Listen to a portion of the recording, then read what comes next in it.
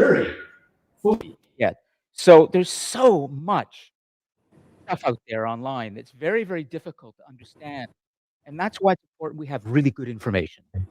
Some of you may be under the impression that climate change or human impact on the planet is not that significant. It may be you think a conspiracy theory, you may think it's not relevant, and Nilam and Elizabeth are highly experienced uh, scientific thinkers and educators who will help you to understand this. And on our notes today, critically, I'm actually going to move um, this over here so we can make the notes front and center right now. And I'll put this over here. Oops, got the wrong way. I'll bring it back to the other way around. Okay, so Nilam over here and the planet over here. Let me just get the planet there. I'm putting the notes front and center behind me and putting some pressure on Mayreen right now, who just flew in here. She's got a lot to do today in getting the Global Class Club or Alliance set up in the pit today. But notes have never been more important than they are today, because Nilam and Elizabeth are going to help us process the data so that you can walk out of this class today and really begin to understand the reality of climate change and human impact on planet Earth from people who are not trying to mess with you. All they care about is good information, okay? Scholars, not ideologues or politicians or business people or anything like that. So just Mayreen, be on notice that the notes, are going to be, and maybe we'll get people over there as well to help with the notes. I also want to, Nilam, can you hear me? Because I'm right now. Are you good? Yeah, I can hear you. I somehow have trouble sharing my screen again, but that will work it out. Okay. Okay. Well, Elgin will get it figured out. I want to welcome somebody as well. As we grow and we move towards World Expo, thankfully, we have a lovely guest today, Olena, who is here, and she will be participating in the class or observing however she likes. And she is herself an experienced scholar from Ontario Tech, who's just come back from Alberta, who has a real long-standing commitment, as we do in here, to the democratization of learning and education with technology. So she can help us, and she has the added benefit, although it's not what we're doing in today's class, she's from Ukraine. And as you know, we started the Global Guardian Foundation to assist people in Ukraine with medical equipment, and we also donated laptops to a home there of children who've lost their parents in the war. Great, Elgin. Thanks. So we're good? Yeah, okay. Yeah. Yeah, I'll just move around a little bit and make sure. So Nilam, as I walk around the room, can you hear me clearly? Yes, I can. Great. Okay, so that means the microphones are going to work. Thanks a lot, Elgin. Yeah. Excellent. So we can launch officially. So what I would like to do, I'll just check the camera positioning here. Good. Okay, so we're good with Mayreen over there, and we can come back here. Good, and these presets have not been too, let me just go out a little bit so we can see, and I'll lock that in a moment. I'm doing everything sort of on the fly this morning. We'll come down so that everybody gets the really good view. Nice. Okay, I'll lock that, save one. Just do that again. Yeah, that's good. Okay, so let me just take a deep breath because we're doing a lot of troubleshooting on the fly, but we have such a good team now that we can fly this spacecraft around, mentally speaking, planet Earth. And I'm not going to be able to bring up the International Space Station view of the Earth right now. It's just a little too much time. And I think this is not working completely, but anyways, okay. So in 10 minutes, Elizabeth will join us from Alaska, and I'd like to get going with Nilam quickly. And so essentially, what I'd like to say by way of introduction, more than I've already said, is please be aware that your final assignments are due next Tuesday. This is the big moment for you. 35% of your final grade is on the line with this. And I'm doing everything I can to get the reflections back to you, the third reflections. And I'm expecting, at least from what I'm seeing in terms of attendance in person and online right now, that the students who are live with us right now don't need to worry too much about their marks at the moment in terms of your third reflections from what I've briefly seen. Ryan, same. Do you want to come grab a seat here? And Burhan, Barak, Grayson, of course, always doing. And Dennis? Oh, Dennis, yes. And Dennis, and also Jamie. And then there will be students who will be joining us online as well, and probably they don't need to worry too much at this point. For all of you watching the recordings, there are about 40 of you out there. Some of you are getting some low marks on your third reflections. And so I'm giving everybody individual feedback this time, either written or just as a quick audio message. Please listen to that feedback because it relates to your final assignment. You don't want to be making the same mistakes on your final assignment. And what I would say to you very, very briefly, so we can get going, is please proofread rigorously what you submit. Your sentences matter. Okay, and that's number one. If you're doing a video or you're doing other kinds of presentation, please contact me and I can help you a little bit with that. The second thing too is that some of you are not engaging with the course content. And in the rubrics for the final assignment, you'll see out of 50, there's integration of course material, which is critical. That means that you need to be referring to what we've been doing in class. And some of you are writing well or doing good reflections, but you're reflecting on things that are indirectly related to the class, which makes me think you're not watching the classes. All you're doing is doing the assignments and hoping that you can pass. That's not good enough. So you must watch the classes.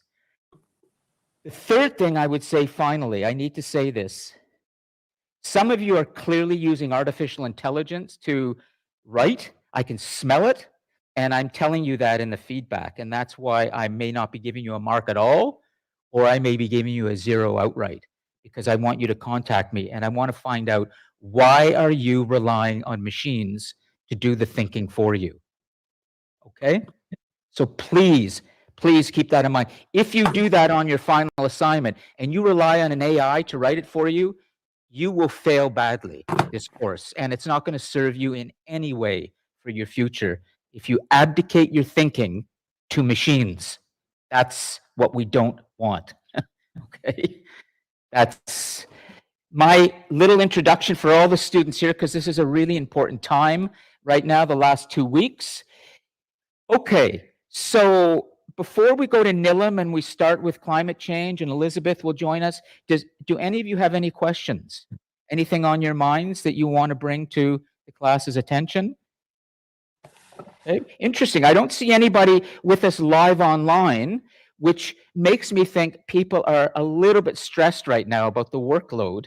And I usually do see a little drop in attendance at this time of the semester because everybody's got a lot of work to do.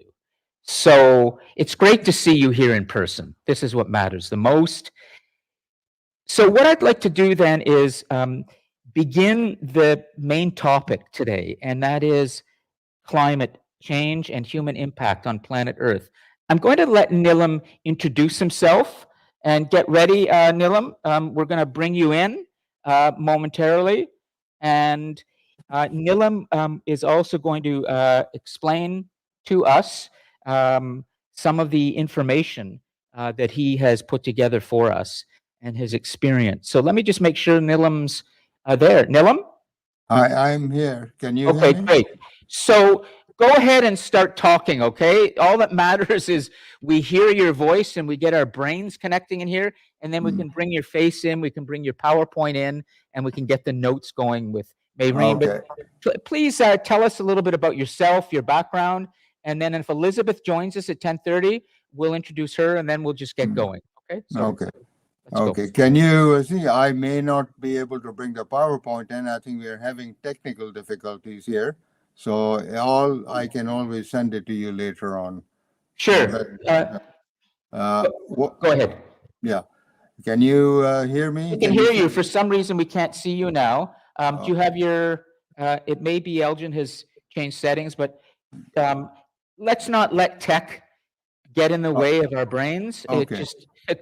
Just start talking and tell us. Okay. I'm just seeing the arrow move around, so I'm not sure whether you're doing it or whether I'm doing it. But anyway, let's Yeah, go ahead.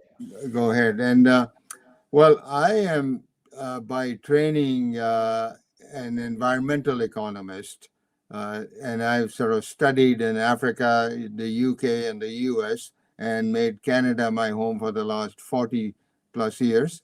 And I've been sort of in the public policy area, worked in various departments of the government, natural resources, environment, transportation, the cabinet office, and then I spent a few years working with the United Nations. So, as a result, I am intimately familiar with not the necessarily all the technical science about climate change and other environmental issues, but how to explain those to lay people, how to explain those to bureaucrats and politicians.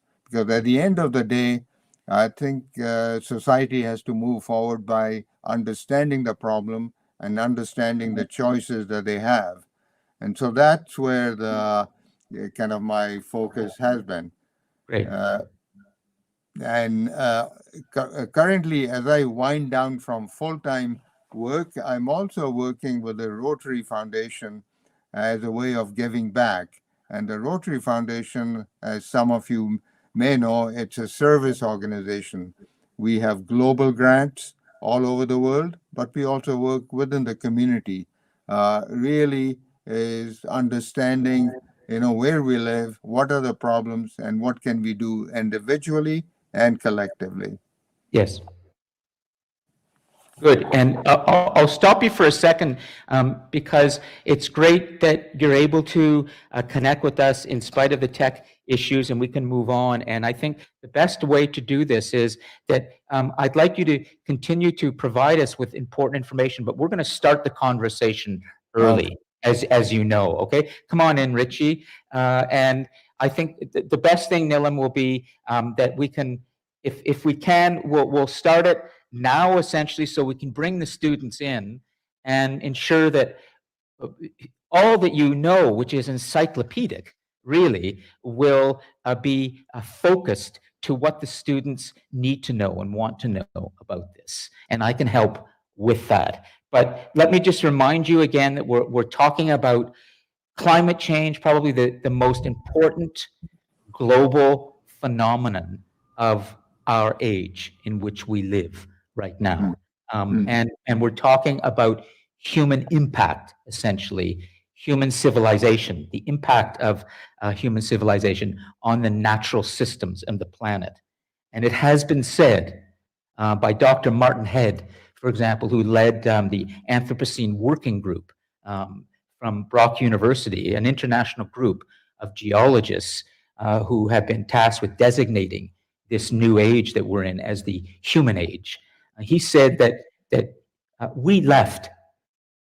the planet left its natural functioning system in the midpoint of the 20th century. In other words, Earth left its natural functioning system, and now the future is largely about what humans are going to do to nature. And Nilam will help you to really understand that. But he'll also help you to understand the reality of working inside with governments, businesses, organizations. How do you move people to change? how do you get the world to change? And he's inside and can help you with that. So let's start for the moment with anything that you would like to know at this point from Nilam, and then I can help him. And he's been briefed. He's ready to interact with you. So, is there anything anybody would like to know? Any questions? Grab Jamie, and I'll help you with the mics. You know the drill. And Nilam, you can see everything in the room, right? Yes, I Here? can. Good. Okay. So, Jamie, you actually want to come up, sit on the high chair? Yeah, great. Because the students are gradually going to take over. But so go away. So I had a question. I saw on your PowerPoint you were talking about water scarcity. Hmm. I have seen television programs or documentaries or whatever talking about how various countries and villages in Africa, private corporations are buying up, I think, groundwater rights. Mhm. And they're sticking sort of like a some sort of a pay as you go for the what was once a community well that was for free. Mhm.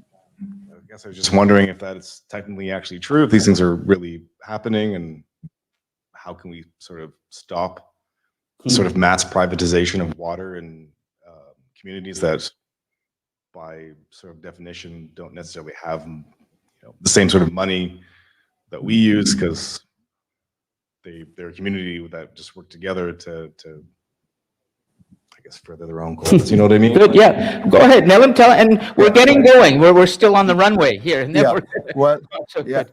Yeah. No, Good. here I think you may have seen a slide of the unintended PowerPoint that I have, but I'm happy to talk about this issue too.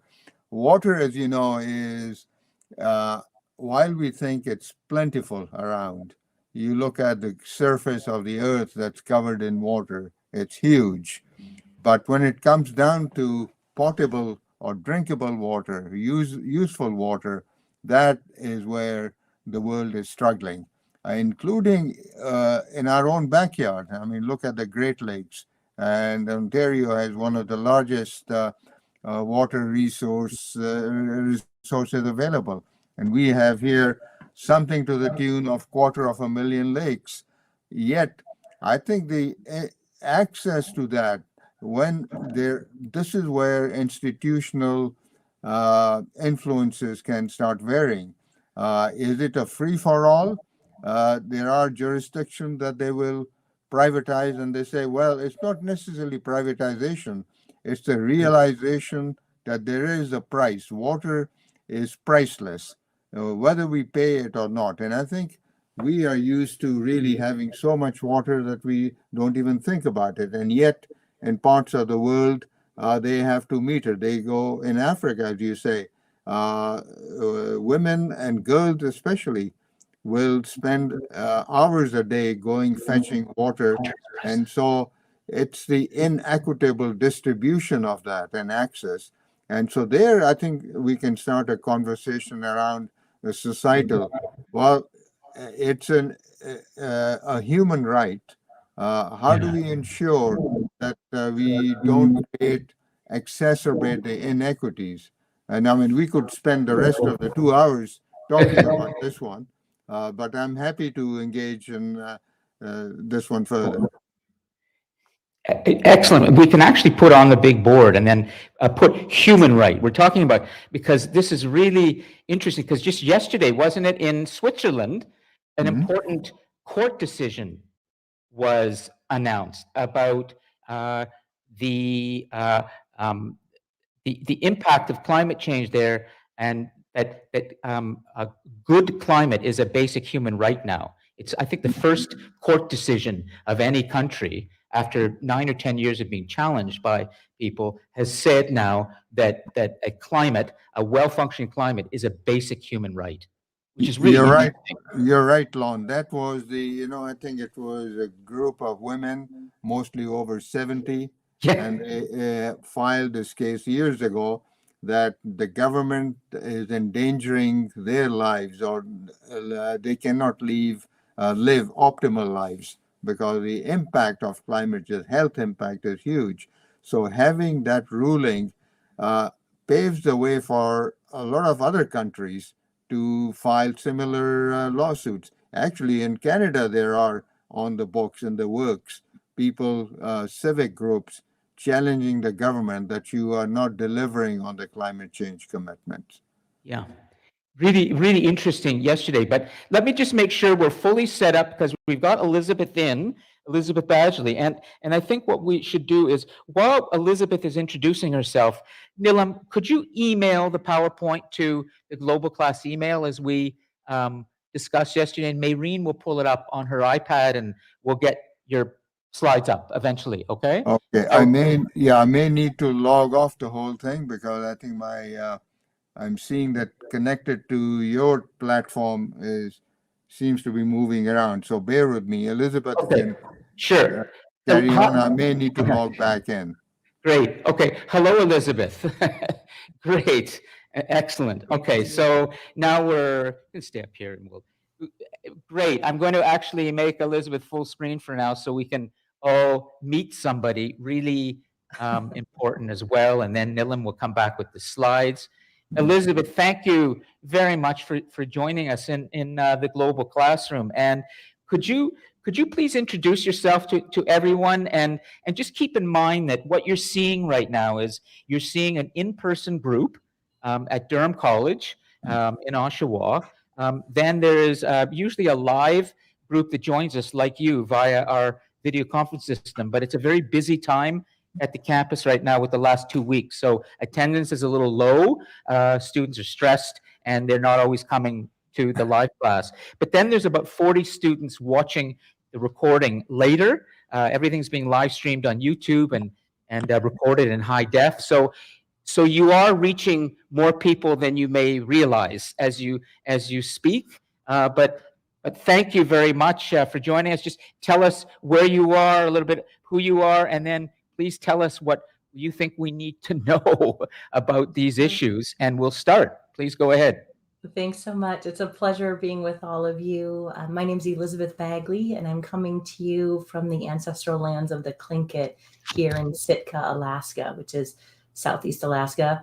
I'm also coming to you with a bit of a cold, and so I apologize ahead of time for any cold issues that you're seeing.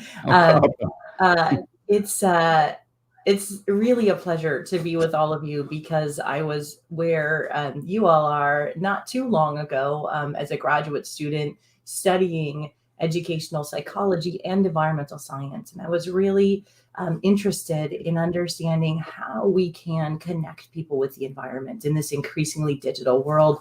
What are some ways that we can connect people with the environment, get them to care and take action? And I took an unconventional path and did that through designing video games. So yes, I just said that it's important for people to leave the digital world, but actually I built a digital world where people could understand the trade-offs between their actions, because so much of what we do in the real world is invisible, right? There are lots of black boxes where we don't get to see what's happening behind the scenes. And in a video game, we can do things that are much more risky, do things that are too expensive. We can open the black box and help people understand trade-offs and really start to understand systems and how those systems interact.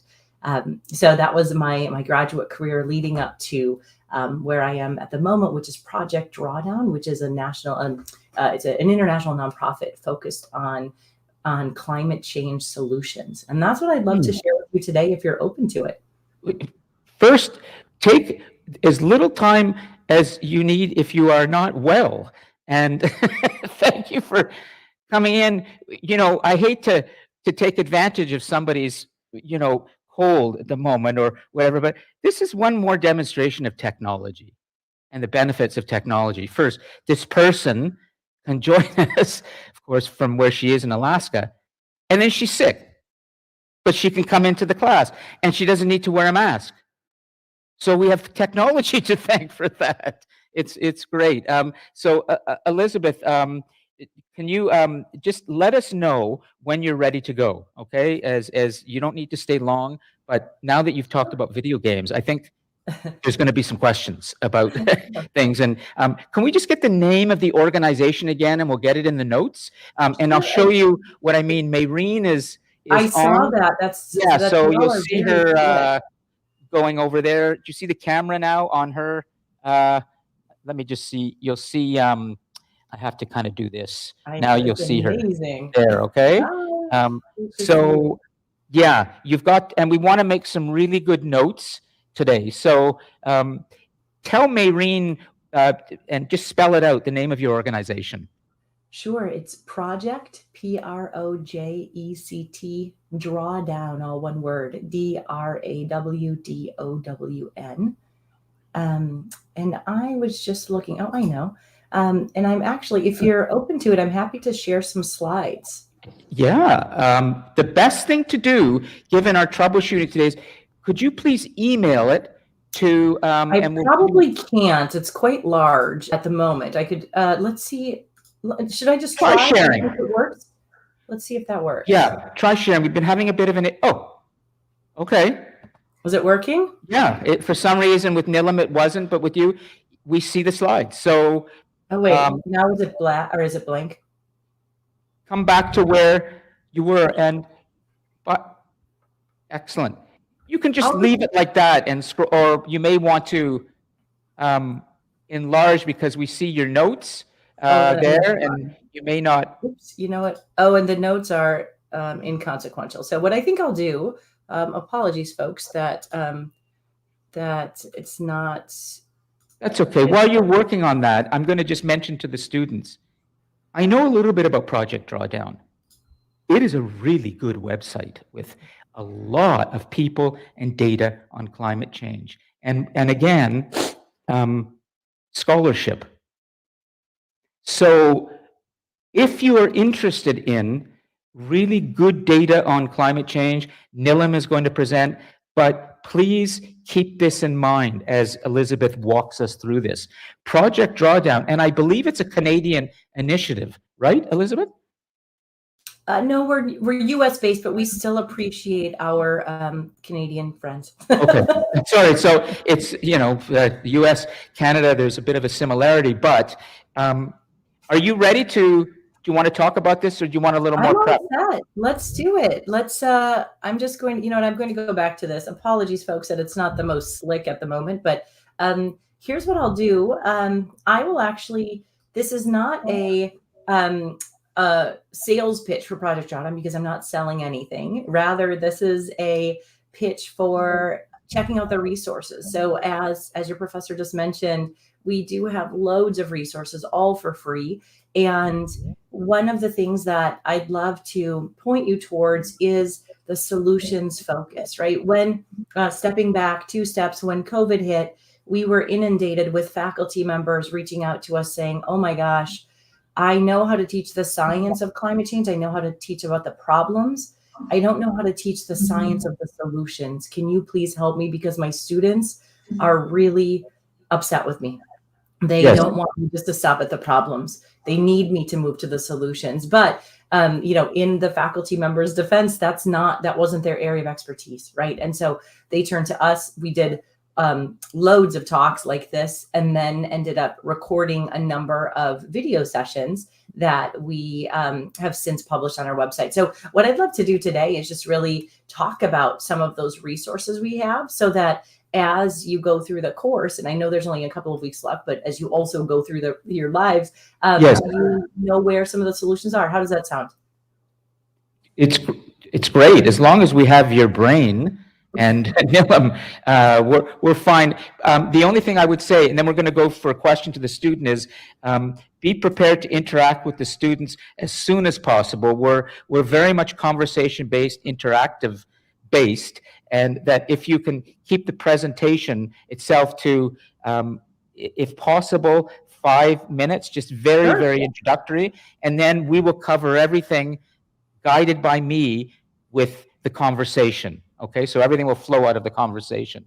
But That we're sounds good. great. I'll just jump right in to tell you a Yep. little bit more about our 3 interconnected areas of work. So at Project Drawdown, we have really 3 pillars we focus on. The first is advancing science-based solutions and strategies. We have a team of 8 full-time scientists who work on the science behind the solutions. What solutions are scalable? What solutions will work today? Not some pie in the sky idea that's 10 or 20 years down the road, but what do we know can work, does work today and can scale? We also work on really fostering bold leadership. We work with philanthropists, we work with impact investors, and we work with corporate leaders, folks who have capital that they can shift into climate solutions. So we work with them on helping them identify the most impactful spaces that they can invest in and give to. And the third is promoting new narratives and voices. So rather than the doom and gloom narrative that we've heard for so long, really promoting hope and possibility. And so those are the 3 things we work on. And here's where you can learn more. So there's the drawdown.org/get-involved. So that's hopefully a helpful excuse me, a helpful site. And on that site, you'll find a number of different resources. The first thing you'll find is our solutions library. And this is a bit, apologies, it's a bit challenging to read. The point I want to make here is actually really that we have over 93 solutions, and they are all organized into sectors. So if you want to learn about the food, agriculture, and land use sector and what solutions you can put into place there, you might want to dive into food waste, and you can learn more about food waste, the science behind it, what you can do, as well as some co-benefits, which I'll tell you about in just a minute. We also have a video series called Climate Solutions 101. Excellent. That is a 6-unit series focused on the science behind climate solutions. Here's an example of the landing page. It has a lecture as well as conversations with experts from all over the world and key graphics. So if you have to give a presentation about climate change and you want to find some great high quality graphics, please visit our site. We have lots that we're happy for you to use. Our newest video series is called the Drawdown Roadmap. And in the Drawdown Roadmap, that's our next evolution of our video series that really is sketching out a plan for climate change. Followed by more key graphics.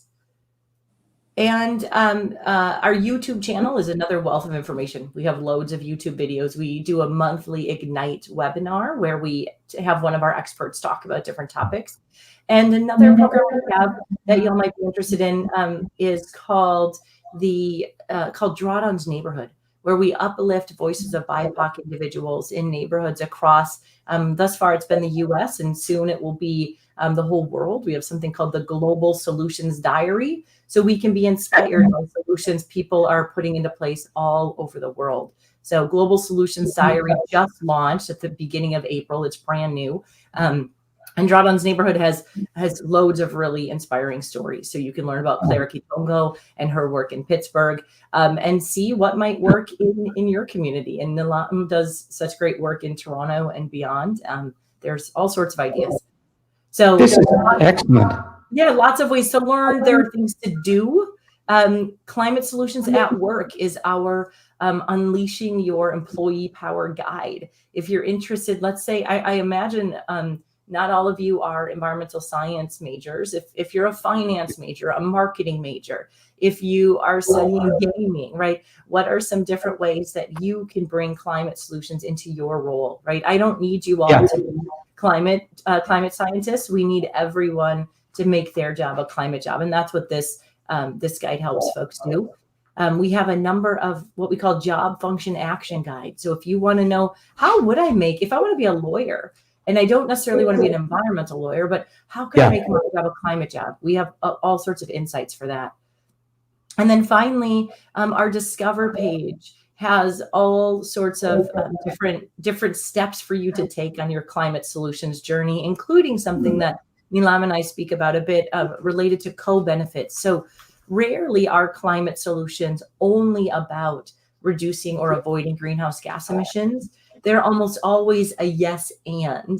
Yes, they reduce or avoid greenhouse gas emissions, but they also, they also create jobs, or what you were talking about before with women's women's rights. They Yes. they improve health and well-being, and they provide clean electricity and all of these things. So we have a whole report on sorry, what is it? Oh, it's a climate poverty report. Report on the intersection of climate solutions and reducing poverty. So with that, I just wanted to do an overview of Project Drawdown and the resources. Excellent. And I'm happy to take any questions. Well, thank you for going so quickly through this. And again, you know, when you have to leave or blow your nose or whatever, go ahead. Not a problem. Okay, so Nilam is back, and we'll get to that in a moment. But Ryan has a question, and just remember that this is your opportunity to really engage with two important scholars, global thinkers, researchers, and doers. That's what the Global Leader class is all about. You know, we're thinking globally, we're researching, meaning we get great information, not disinformation, weaponized information, and then the critical step is we do. We actually get out and do things. You know, we get out of the ivory tower, we come down the stairwell in the ivory tower, and we go out into the real world, and we confront the problems. So you have a chance to really engage with these top thinkers. So I would highly recommend you take advantage, and they're very friendly, and they want to hear from you. So there's no stupid question, no any question, just understanding. Okay. So Ryan, please, do you want to come and sit? You okay? Or you sit there? Okay, go ahead. This question could go for either Nilam or yourself. This might be a little less on like climate change and more about just the evolution of the Earth overall, especially within the 21st century. Would you say that to some degree, maybe all these things like technology, and now we have satellites in the atmosphere, and we have an increasing amount of almost electromagnetic field around the Earth due to this, due to all these kind of abnormal frequencies in nature being produced? Would you say there's maybe any effect on the Earth as a byproduct of these being introduced? Who wants to take that one? Nilam? Go ahead.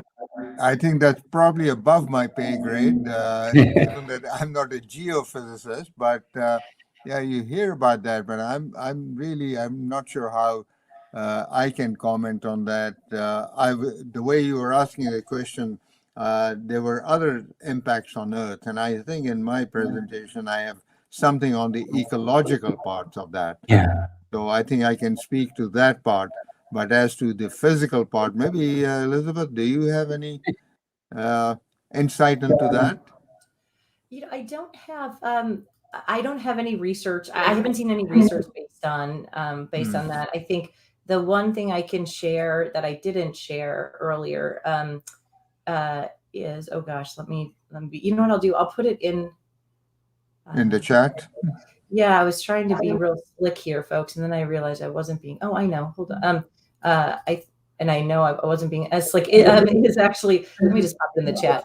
Okay, go ahead and we'll get the question. We'll write the question out clearly on the board. Okay. So Ryan, do you want to repeat? Because I love the questions from students, because the things we often don't think about, Elizabeth, and they're actually really interesting. And it's all about perspective in this class. You know, we're opening up the conversation to a wider perspective, and I want to make sure that question is written down clearly. Go back and rewind and ask it, and then we'll get. I'd say to maybe simplify it, is there any significant change to the Earth's bioelectric field as a result of humans implementing technology or 5G or all these different frequencies that we have in the 21st century? Because a long time ago, before technology, all that stuff was not really a factor. That's right. So, well, you raised a very important question. There we go.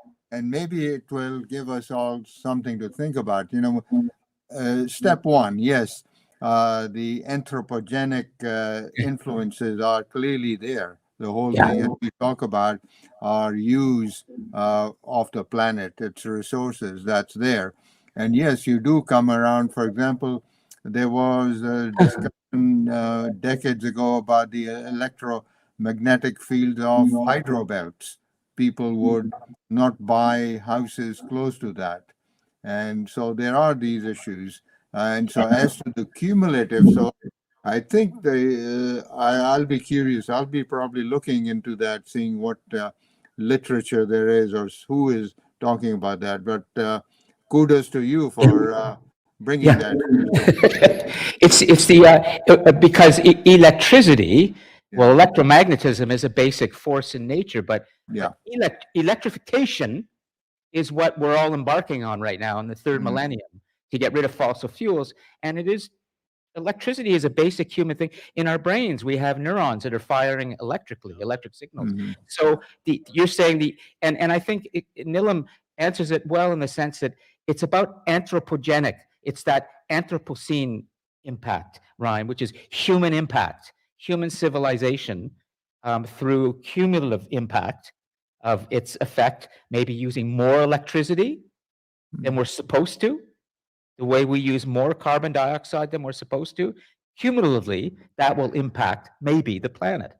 And so, but we can't say for certain, right? It's interesting how you mentioned that that's a fundamental force because all those things like, radiation and stuff that all like links into that, right? And you got the sun and the earth, they both produce electromagnetic fields that can join, and like people often overlook these fundamental forces of nature that physics tells us are there, even if we can't see it, right? No, but it's one example, go ahead. Ryan, was just a couple of days ago during the solar eclipse, and it was quite an event, and I happened to be at a spot where we witnessed it. And the thing that I had not anticipated was right at the moment of totality, the temperatures dropped by almost like the 6 centigrade or 10 Fahrenheit, and then you realize, well, that the radiation and the warming effect of the sun. So that is a life force. Yeah, great. Just a second. I want to make sure we're on. Elizabeth has something in the live chat. I'll get to that. And I just want to make sure both Nilam and Elizabeth know I'm not going to, because of some tech issues this morning, I'm not going to slow down too much trying to access some of the PowerPoints and things. It may slow us down. The critical thing right now is that we as humans talk to each other and interact. And if that's okay, Elizabeth and Nilam, I can guide it. Not a problem. Then the students will really benefit. And I can post the PowerPoints later as a resource for everyone. So, Nilam, are you okay with that? Yeah, sure. And Elizabeth, you're good with that? Yeah, I am. Sorry, I was trying to. Okay, good. Yeah, absolutely. You're okay. Yeah, I was just going to share, Brian, I appreciate your point. And I was just going to share electromagnetic waves, we don't have any evidence that there's any connection with climate change. And that was what I was just going to mention. When we think about a changing climate, we do know, and I'll just share this is in this site. We know, folks, and this to me gives me actually a lot of hope, not any sort of doom. This is where our heat trapping gases are coming from, right? About 25% from our electricity production, another quarter about from food, agriculture, and land use, 21% from industry, 14% from transportation, 6% from buildings, and 10% are other energy-related emissions. So those folks think about a bathtub with the faucet. Those are the faucets we need to turn off, right? Those are the places, the sectors in our society, right, that we have created, right? Those are all things that humans have created that we can turn off, and we can shift to other types of systems that don't emit those heat trapping gases. And then on the other side, so all those gases go into the atmosphere. On the other end of the rainbow is what we have in terms of sinks, right? We have our natural sinks in our ocean and on land, and that's what nature is doing for us all by itself. So thanks to nature. But we don't have any research showing that electromagnetic radiation is part of the warming of our Earth. Thank you. Yeah, it's a great slide, Elizabeth. Actually, could you leave that up there for a second and sure. put it back? Yeah, and that's what I put in the. That is what I put in the chat. Well, and Richie. I just wanted to follow Yeah, go ahead, and then we'll go to Richie, okay? Excellent, yeah. This question is for Nilam, just like about what you were saying about the eclipse. I wonder if there's any change like that you were kind of alluding to earlier, like for example, you said like near totality, the temperature of the Earth got really cool. I noticed like during the eclipse, like I was outside during it, and the birds started flying around. They started acting very erratic. The dogs started barking and stuff like that. So would you say that maybe those kind of events play an impact on maybe almost like the physiological aspect of some of the animal inhabitants of this planet? I mean, yes, the case in point, we had the pandemic not too long ago. It's fresh in our minds. And there were lots of anecdotes about, things that happen in cities around the world, which are generally all beset by pollution in Delhi and other places. And there were satellite pictures showing how clear they were. And so, in a way, that physiology of the earth, as you talk about, they say, well, that was beginning to heal because you were the interaction between humans and the earth was at a more kind of sustainable pace. So, I'm sure that is a lot of truth in that. Thank you. It's a lovely word you'd use, physiology, which is a medical term for structure of the body. You've applied it to the planet. And instead of saying structure or systems, you use physiology, which almost sort of humanizes the planet a little. It's a lovely way, and I would recommend a person you want to read who gets into that is James Lovelock, who really tries to help us understand the idea of the Earth as a living system. Is it The Changing Face of Gaia? I think is his most recent book. And Gaia is the Greek word for, Earth. And is James Lovelock still alive, guys? Nilam, Elizabeth? I think he is. I'm not sure. But No, anyway, He's not. He Richard passed away Branson. in 2022. Richard Branson said, "Oh, he passed in 2022." yeah. That's right. Okay. And Lon, Richard- I'm so sorry. I do have to I have to hop off, but I'm happy to take one more question. Sure. But then I have to Okay. hop to Richie, other- go ahead. Thanks, Elizabeth. Yeah, Richie, and then we'll let Elizabeth go. Okay. Hi, my name is Richie. I came a bit late, but I noticed you guys were talking about water, water as a resource. Yes. So I know water is really important back in my home country in Kenya, and I think it's a good question. It's good to ask questions about like water management, and the question I wanted to ask was, especially if you come from a region of the planet where water is arid, the environment is arid, so water is scarce. What would you tell people to do uh, for water management as a government or as an individual if you live in an area where there's scarce water? What would you do? Would you advise them to migrate, or would you advise them to use alternative sources to get water from alternative sources of aside from borehole water, or in that sense? Why don't we let Elizabeth? Do you want to answer before? Because she's going to be leaving. But are you still there, Elizabeth? She may have. Habari za asubuhi, Ricky. Yeah, okay, go ahead. Go ahead. We'll Wow. Nilam is still with us, and he can And Nilam, answer that. Nilam and I both. Well, Nilam speaks fluent Swahili, and I speak Really? Kidogo too. But great to thanks for letting us know you're from Impressive. Kenya. That definitely made me smile. Okay.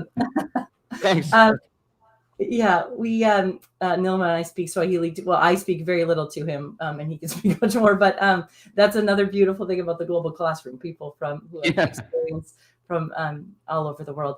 I'll actually I'll toss most of this to Nilam, but I think what I consider when I think about especially problems that are focused on a fundamental human right, which is having access to clean water, clean and safe water, is thinking about concentric circles. What can you do at the local level that can be within your control? And how can you expand outward to ensure that there are policies protecting that resource around you so that it can be protected? Now, sometimes, to your point, it's too far gone, and there aren't the planetary boundary in that particular area has been overrun. But what are the ways in which you can, to what extent can you control the access to that resource and really protect it? And control sounds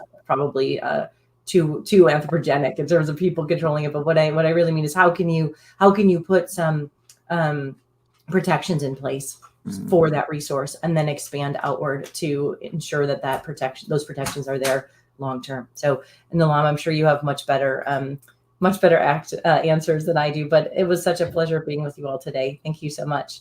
Thank you, Elizabeth. Take care of yourself. Thanks, Elizabeth. Yeah. All right. So hold on. Nilam, you have to answer this question in Swahili. Well, that would not be fair to the rest of that. We can have a side by conversation. Anyway, habari yako, Richie. Mzuri sana, habari yako? Yeah, Go ahead and speak. If you, this is it's beautiful. Are you? Can you? Is it okay if they speak Swahili a little bit? Well, I mean, we are It's both. interesting. Go ahead. Go ahead. Let's hear it. We should all hear this. No, we are both wananchi here. But I would like to, before I lose my thought on what Elizabeth was saying about water, and I think Richie asks a very important question about arid countries. And then Kenya, I guess, where I grew up and was educated and lived most of my life. Northern Kenya is very dry, and the rainfall falls in a very small part of the country, and that's where the agriculture happens. And water and environmental issues are also creating what they call climate refugees. And a lot of times we think about, and because in search of water, you go around. But Elizabeth mentioned about, starting with the local. Now, when I work with Rotary, water is one of the key areas of focus. And in fact, the club that I'm involved with, and internationally, I'm involved in several projects in Uganda and Kenya, saying, well, there is no potable water, so the rainwater harvesting tanks, so that whatever drops there are, you utilize those. And so technology is one part of that, but the institutional issues, and this is where I think the initial question was about, about privatization, etc. So this is an issue which is at the intersection of social issues, economic issues, political issues. And yet, what happened is there are industries in Ontario. When we had such misuse of Lake Ontario, the steel companies, I don't know whether any of you may, but that might be something reading up about too. They had remedial action plans. Stelco, Dofasco in Hamilton, all the steel mills. I mean, the effluent was being pumped out into the lakes, and the wildlife was essentially just gone. And until regulation came in and said, well, you must not do this, X, Y, and Z. So I think it becomes a collective responsibility for the country and province, or whatever areas that you're in. And so scientists will go in, for example, in the drinking water that we have. There are strict allowances about how many parts per million a certain chemical or a mineral is allowed there. And so water is both scarce in quantity, but even much more so in quality. Quantity and quality are at threat. Yeah.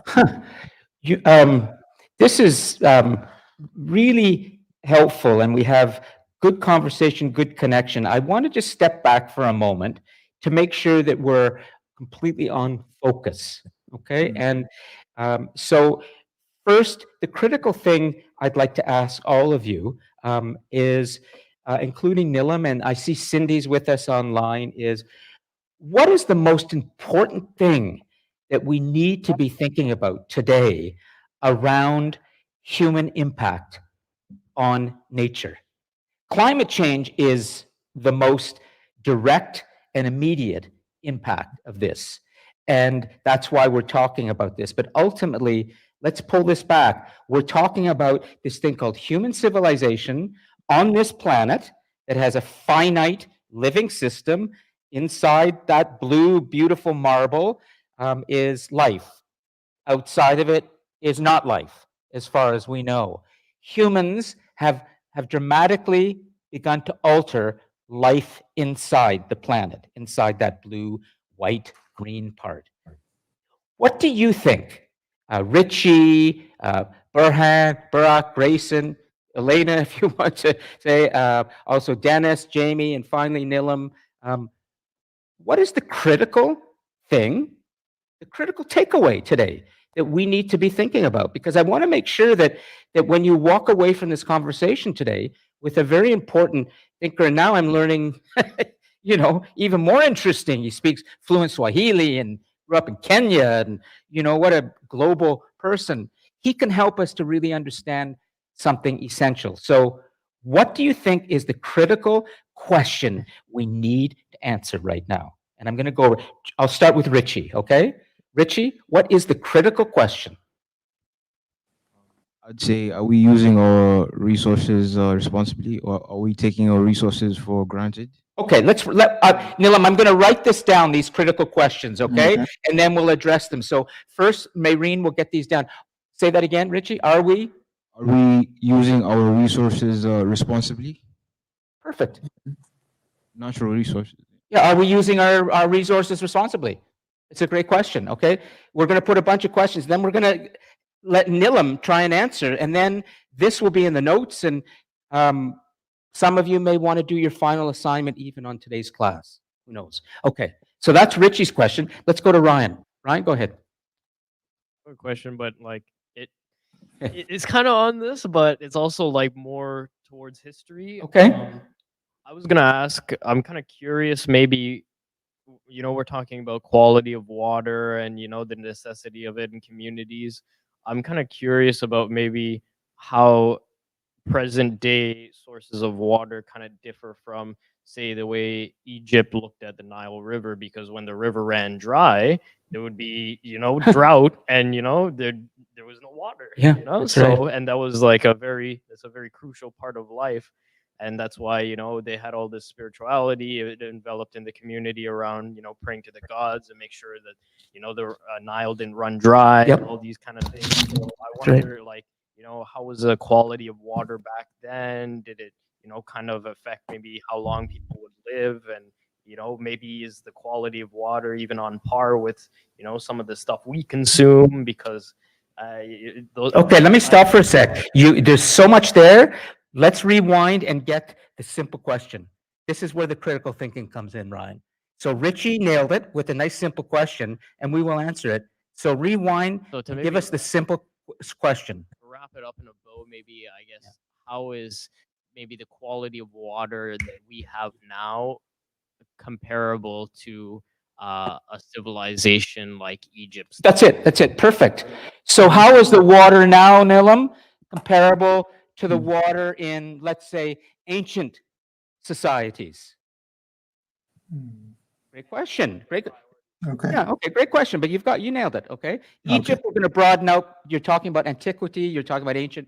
Nilam, hold on, we're going to get the list, and then we're going to answer that. And Burhan, do you want to ask, or you're fine to just listen? Go ahead.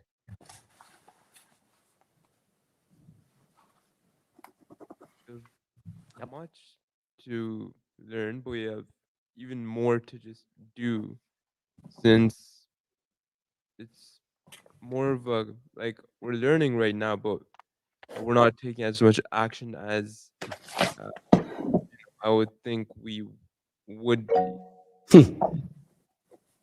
Should we be taking more aggressive action? Is that your question? Okay. Cindy? Okay, Cindy, you want to jump in and give your question, and I'll bring hold on, to make it easy for you. Just watch your screen, and then I'll take it over to Mayreen so you can see her. Okay? So Cindy, give Mayreen your question, okay? And we'll help you with it. Go ahead. Thank you. The question I had in more modern times, with a push to advance underdeveloped nations, what has been the contributing factor from Western society, who happens to be like the major contributors uh, to climate change and CO2 emissions? What has that influence contributed to Indigenous communities, who have for a long time been advocating for preservation of resources? Good. Okay. That's first draft. Go back and let's get the next draft of that question. It's simple. Okay. So let's nail it. What's the question? Um, how does Western society contribute to um, Indigenous advocacy for resource preservation? Okay, a little bit too wordy. You're on it. How does Western society contribute to climate change? Period. Yes. Yeah, sure. Because basically we're saying in that indigenous societies or Eastern or Southern are not contributing to climate change to the extent that Western societies are. That's a fact. We know that. And so the question is how much is Western society contributing? And the answer to this is probably going to depress all of us because we are living in Western society right now. But anyways, is that okay, Cindy? How does Western society? Excellent. Okay, Thank you. Brock, and grab the microphone from Brian. Okay, go ahead. I actually want to ask a question before my key takeaway, probably. We actually watched a documentary. There was a Turkish YouTuber called Ruhi Çenet which made a documentary about water, and he only used 25 liters of water, which, like, it was so scarce. Like, Yes. couldn't, like, live with it. But there's like a term, like artificial water. I can translate to that, I think. The water we consume every day, but we don't see actually. We consume like a hamburger, right? Yes. It's consists of let's just say meat, tomatoes, and other stuff, right? Cabbage and all of this stuff. That all of the ingredients within the burger actually uh, includes like a water, right? Let's just say one tomato actually is Okay, I think 2 cups I of understand. I water. think how much water is in a hamburger and its ingredients? Yeah, Great question. there's Is even that water okay, per Elena? t-shirt. How much? Because you essentially, what's lovely about that question is we're talking about Western society. What could be more emblematic of Western society than the hamburger? Because You know, actually, McDonald's, the hamburger, that's Western, that okay? So, documentary actually really made people question, like, they're eating, they're consuming everything. We talk about the consumer culture, yeah, people who are in the absolutely. masses, right? And that was like a greatest way to actually make like an impact on people's minds. Absolutely. Because even the t-shirts, like, they include water. People go like, how can it include water? Let's just say it's made out of cotton, right? How do you how do you raise a cotton? Like, how do you uh, you put the seeds, you water it. Okay, So let me stop. What's the question for Mayreen? Give her the simple question, and it's about the hamburger, and it's about water, and it's about consumption in Western society. But think again, simple question. can artificial water term brought uh, water scarcity to the people's mind much more easier? Well, you've introduced. First of all, is there such a thing as artificial water? Probably not. I I just let's get. Wait, translated it. hold on. You heard in a documentary that there's a thing called artificial water? No, like, it Okay. was a Turkish documentary, so there's no clear translation, I guess, because like it's a different term. Like, but that water is actually do not exist. I just want to call it artificial water. The water we consume every day, but we can't see. Mhm. Oh, No, not like No, that. no, It's it's the not water we anything know, different. actually. The water we just consume every day, but basic nutrition. the water we don't see. Okay. Like what you're talking about is just basic nutrition. Because like 50 years ago, what used to be said was you need to drink 6 to 8 glasses of water a day, and people went, "How the hell am I going to drink 6 glasses of water a day?" So like nowadays, we've I shouldn't say even say nowadays, but like when you're going through your nutrition, we now account for that 8 glasses of water in your foods. Like you said, you get your water from tomatoes, meats, Kinda, and yeah, whatnot. the same concept. But Mhm. I don't know why it would be artificial or some variation of that. Yeah, like using the artificial term on be like in front of water can make people confused. Okay, I'm going to make a suggestion. I'm going to make a suggestion. Water in the sense Go of ahead and just write what you think. We're self-defense. going to let Maureen process this and see, Mm. because we don't have our simple question yet, but we've got a lot of good ideas. Yeah, I So- think I'll get addressing this one. I know where. Okay, go ahead, Nilam. Yep. So we'll do that. So Yeah. when it's time for me to answer all these, there's some Yeah. excellent questions. Just So- a couple more minutes, okay? We're almost there. We'll come back to that. Maureen's working on that, and it will come up there shortly. Her brain is at work on that question. Grayson, do you want to take the microphone, and we'll come back, okay? So, what do you think is the key question we've got to answer? Key takeaway question. What can we do as a society to reduce our impact on the climate? Great question. Okay. That's a book. That's a series of books, but it's a perfect question. What can we as a society do to reduce our impact on the climate? Beautiful. Mhm. Okay, Elena, do you want to? We have Elena as our guest here as well. Go ahead. Oh, just turn it. Yeah, turn it on for her, Grayson. Yep. If we're in the global class, why do we focus only on the Western society? There is lots of not Western. There are lots of non-Western reasons for impacting badly in climate change. For example, you might watch the movie Chernobyl, or what about the current wars in Ukraine, yeah. Europe, in the In Middle Middle East? Are there research how the current wars impact the global climate change? Well, we must stand corrected. I stand correct. Western society is not the only one we have to go after here. Eastern. So, what role does Eastern society play in? Yeah, this all their say political. Yeah. Thank you, Elena. Yeah, we got the West and the East going here, and then we put it together, and we've got a planet that needs some help. Okay, a whole planet. Do you want to try, Dennis? Yeah, a question?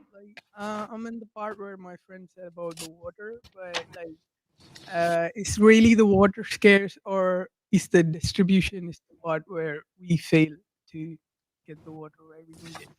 So what do you think a question would be? Like, phrase it as a question, okay? Is really the water scarce, or the distribution is failing? Oh, is scarcity or distribution the issue?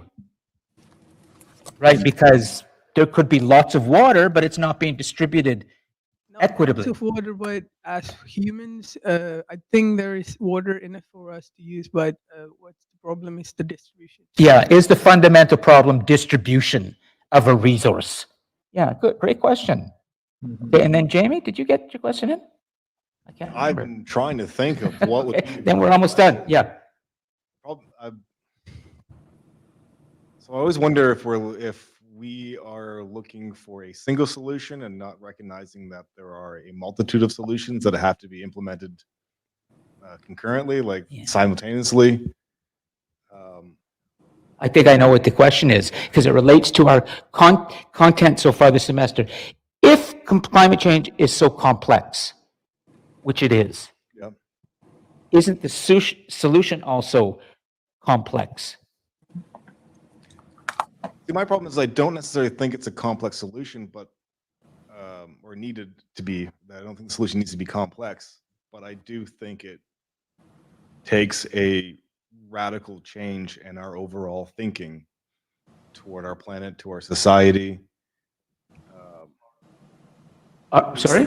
Which is the hardest part. Yeah, the hardest part. So go ahead. Like, I know I'm a giant left-wing guy, but like, I think the only problem standing in the way is that we go, it's going to cost too much money to do it, and we haven't figured out a way to monetize the solution. If a company could figure out how to monetize a solution, they will jump all over it, no problem, and that'll fix it. But we can't. There's a net benefit in the sense that it will clean up our society, but Do we need radical changes to solve this problem? I do think so. Okay, that's the question. Do we need radical changes? And then, Nilam, we're going to come to you shortly. And to answer this, I would punctuate that by reminding all of you of what Jacob Bronowski said in the 20th century. I mentioned him many times, particularly in Short History of the World, one of our great global thinkers, first popular scientist, his television series, The Ascent of Man, in the 1970s, his book, was a mathematician and a philosopher. And he said at the end of the 1960s, early 70s, when we started to photograph the planet for the first time, and we got that incredible picture, Earthrise, he said, what we need is a new mind for the world. That going forwards now, that we see the planet whole, and we know it's there, we're photographing it, and there it is behind us on the big board in its most recent, beautiful, undoctored image from NASA. There is a coming of a new mind that's needed. And that was a big, brave statement. But in a way, you're kind of moving in that direction, Jamie. So maybe we don't need the new mind, but the question needs to be asked, do we need radical changes? Okay? So let's go back now and let Nilam answer, okay, the questions and help us. Maureen? Grayson's question was, I thought we got it down, was what do humans need to, what can we do as a society to reduce on the climate? Yeah, what can we do as a society to reduce our impact on the planet?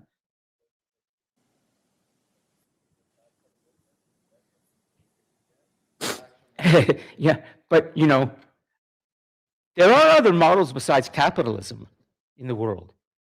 We just haven't found, nobody wants to go there yet. History doesn't end with capitalism. History goes on and on. There will be new ideas and new systems, and maybe there will be something better than just making money.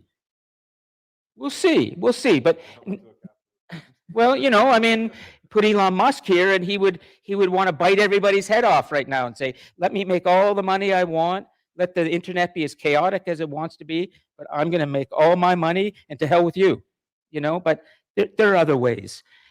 Nilam, I'm going to go back and let Maureen review for you the questions. And Maureen, do you want to just, could you take a microphone and just read them I'll give you the microphone. I can actually see them on the. Oh, you can? Okay, great. Then, and can you see them on the big board as well? Yeah. Yeah, I can see them on the. Yeah. Nilam, the floor is yours. Please try and help us understand the answers, and we may not in the next 10 minutes go through all the questions. That's okay, but let Nilam at least begin to walk us through some of this. Please go ahead. Okay, I see there were almost 10 questions, so I'll try and be quite brief, and we can do surface treatment on this and leave more in-depth thing, because if I start answering each one, I think we'll run out of time after. Exactly. Don't worry. If you want to just even answer one in depth, please go ahead. We can always take these up later. But go ahead, Nilam. The question one, that are we using the resources responsibly? This is the fundamental question. What does responsibly mean?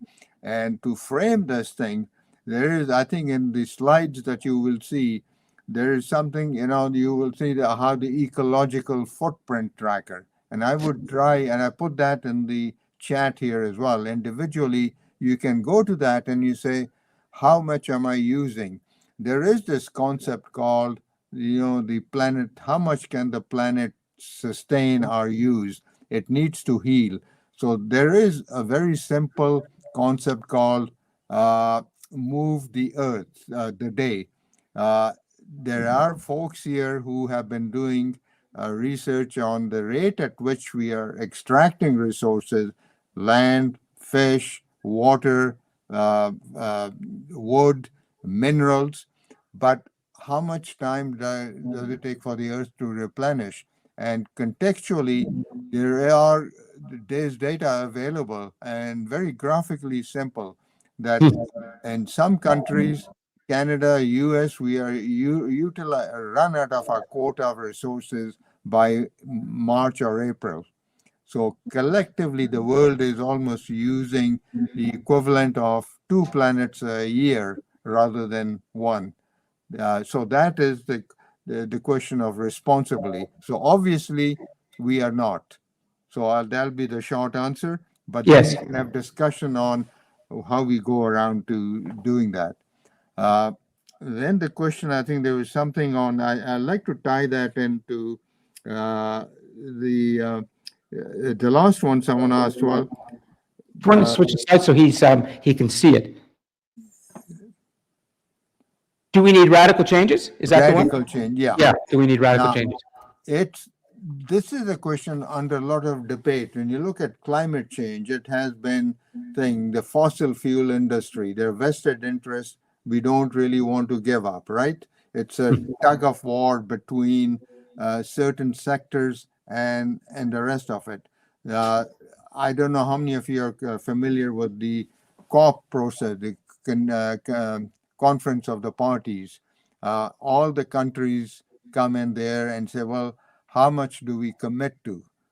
The question is, a lot of the solutions are not radical because there are some, the fossil fuel industry will say, well, that will undermine the jobs in the industry, or this is how many jobs we will lose. Yeah. And let's look for technological solutions.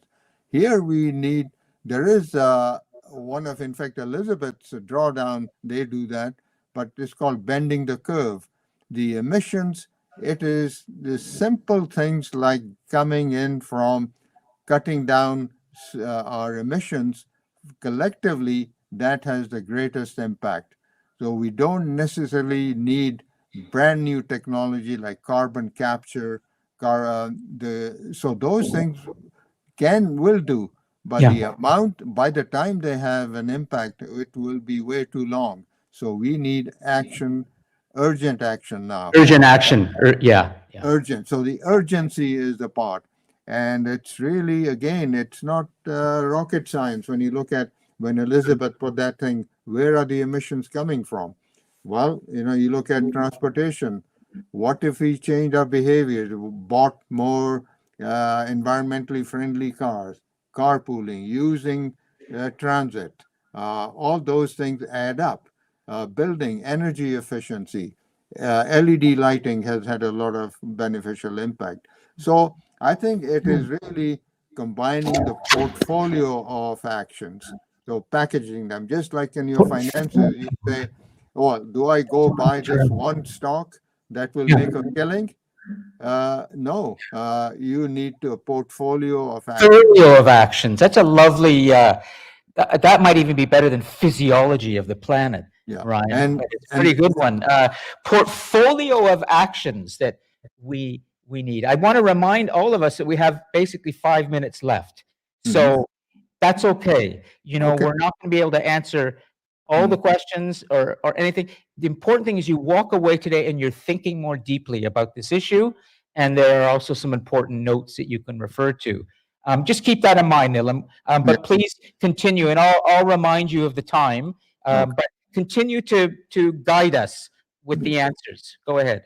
Yeah, and there was someone talked about, I think there was a question, we weren't sure where that was going on artificial water at all. I think the point that was being made is water is everywhere. It's not just physically as water. There is a concept called, scientists will say, oh, green water, which is water stored temporarily or as a surface or in the clouds, and which is available in the soil. There's gray water, which becomes used, and you need to treat it and clean it out. And then there's a blue water, which is the pristine stored in lakes, rivers, and aquifers. But water is required everywhere, and it's not only whether we are buying tomatoes or avocados, but where are we consuming it? So remember, there is a concept called virtual water, and people have said, how many liters of water does it require to manufacture a cup of coffee?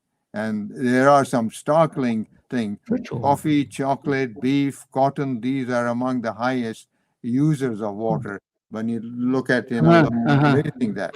So I think that was an interesting notion. So the virtual water is the one that I would explore you to think about. And then I think there was a question of something about what can we do as a society. And in my slide, you will find, I termed climate change as a very complex issue. The complexity comes in, there is no single input and no single output. There is a multiplicity of actors involved.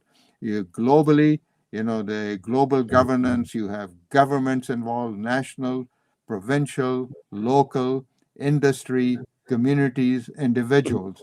So that's where, to do that, I think it's a question of sorting out who does what. And I think this is what in the climate change, a lot of times we all sit back and say, oh, well, the government will take care of it.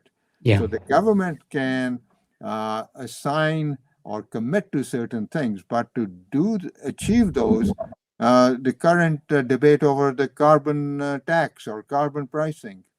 So I would urge you to follow that one. That's a classic example of here's one solution, but responsibilities across multiple participants.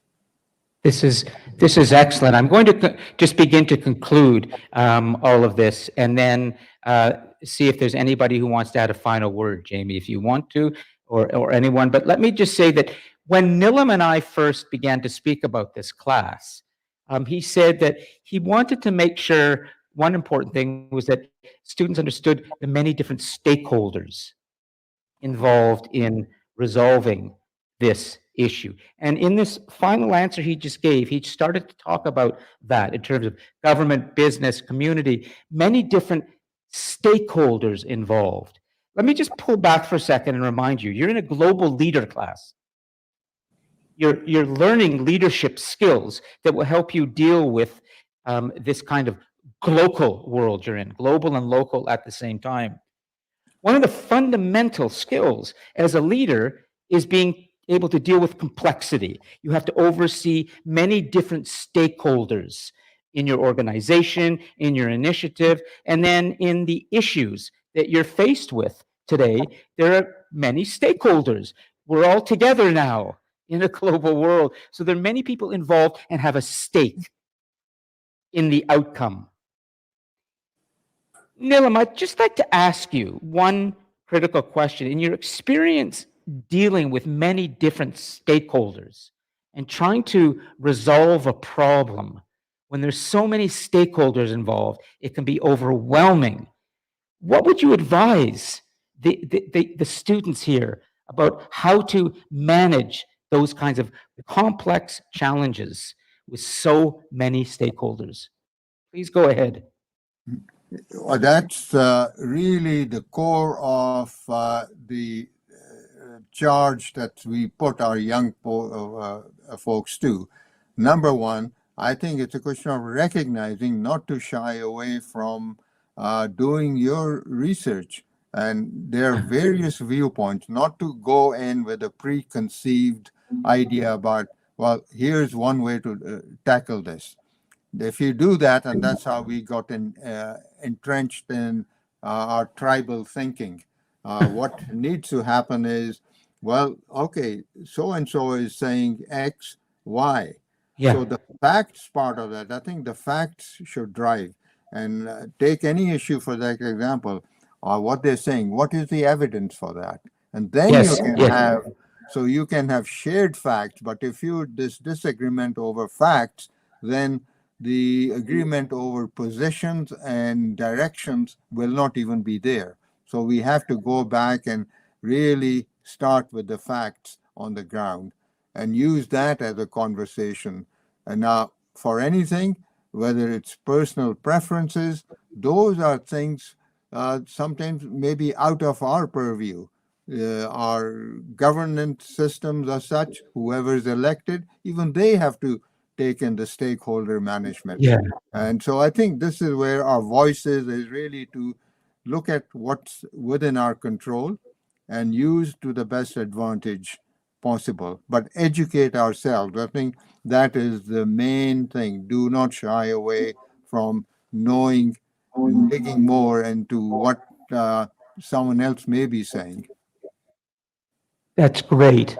I think we can conclude by also reminding ourselves when Nilam talks about facts and stakeholder management, he means that 2 plus 2 does equal 4.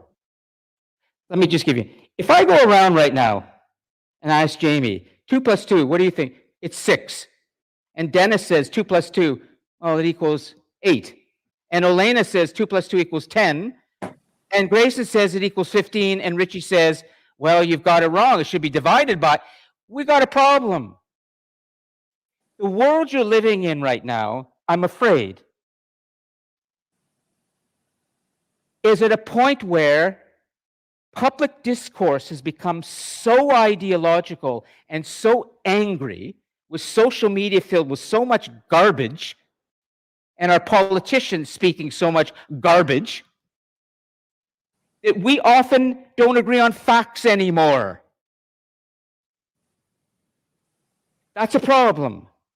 And it's really, really important that when you are working with a group of people, that all of you can come to an understanding that there's a thing called a shared fact. And if you can't do that, then you got to keep working at that and understand why. But once you have that shared factual basis, you can start building a solution.